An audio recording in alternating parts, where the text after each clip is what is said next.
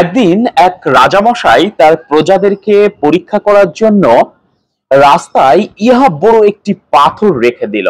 রেখে দিয়ে রাজামশাই পাশে গিয়ে দাঁড়ালো। রাজামশাই দেখতে চাইলো যে এই রাস্তায় পড়ে থাকা, রাস্তায় সমস্যা সৃষ্টি করা এই পাথরটি কে তুলে নিয়ে যায় বা কে সরিয়ে রাখে। তো রাজামশাই যখন পাশে দাঁড়িয়ে থাকলো, তখন রাজামশাই দেখলো যে ওই পথ দিয়ে অনেক লোক যাচ্ছে। কিছু লোক ওই পাথরকে পাশ কাটিয়ে চলে গেল, আবার কিছু লোক ওই রাস্তায় পড়ে থাকা বড় পাথরটি দেখে অনেক আজে বাজে বা গালিগালাজ করতে লাগলো রাজামশাইকে, যে কি রাজামশাই এলাকার রাস্তাঘাটের দেখভাল করে না, এ কেমন রাজামশাই যে এলাকার রাস্তাঘাট মেইনটেন্স করতেছে না, বা এটা রাস্তায় পড়ে আছে কিন্তু রাজামশাইয়ের প্রজাদের যে অসুবিধা হচ্ছে সেটা নিয়ে কারোর কোনো চিন্তা ভাবনা নেই। কেউ কেউ সেটা দেখে ওই পাথরটিতে লাথি মেরে রাজামশাইকে রীতিমতো গালিগালাজ করলো। কিছুক্ষণ পরে রাজামশাই দেখলো যে একজন কৃষক যাচ্ছে। সেই কৃষক ওই পাথরটির সামনে গিয়ে দাঁড়ালো। দাঁড়িয়ে তার মাথায় থাকা যে ঝুড়িটা ছিল সেই ঝুড়িটা নিচে নামিয়ে রেখে সে চেষ্টা করলো যে পাথরটাকে কিভাবে পথ থেকে সরানো যায়।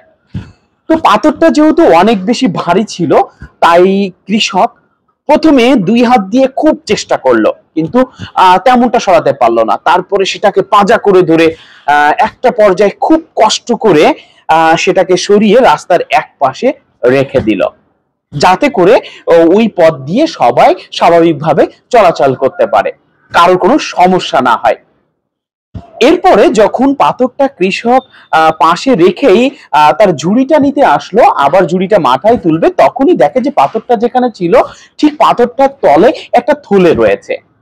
তো সেই থলেটা দেখে কৃষক তো অবাক হলো, এবং থলেটা কৃষক খোলার পরে ভিতরে দেখলো যে তার ভিতরে সোনার কয়েন রয়েছে এবং সাথে রয়েছে একটা চিরকুট।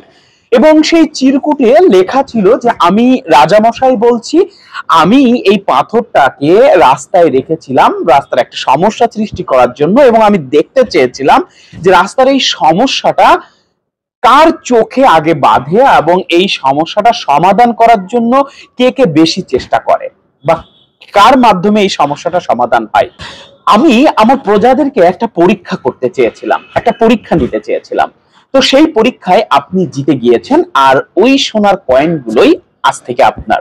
আপনি ওটার মালিক এবং ওটা আপনি পূর্ণ ব্যবহার করতে পারেন। তো এটা পড়ার পরে কৃষক তো রীতিমতো মহা খুশি হয়ে গেল, সে সোনার কয়েন এবং তার ঝুড়িটা নিয়ে বাড়িতে চলে গেল।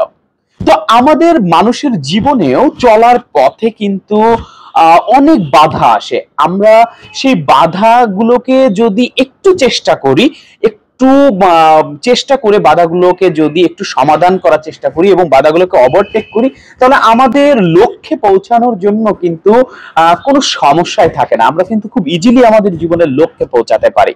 কিন্তু আমরা অনেকেই আছি যে আমাদের চোখের সামনে অনেক সমস্যা পড়ে থাকা সত্ত্বেও আমরা সেগুলোকে অ্যাভয়েড করে চলে যাই। আমরা সেই সমস্যাগুলোকে ত্রুটি হিসেবে সামনে দাঁড় করিয়ে দেই, যে আমার এই সমস্যা রয়েছে, ওই সমস্যা রয়েছে, আমার দ্বারা হয়তো বা এটা সম্ভব হবে না, কিন্তু আমরা একটিবারের জন্য চেষ্টা করি না।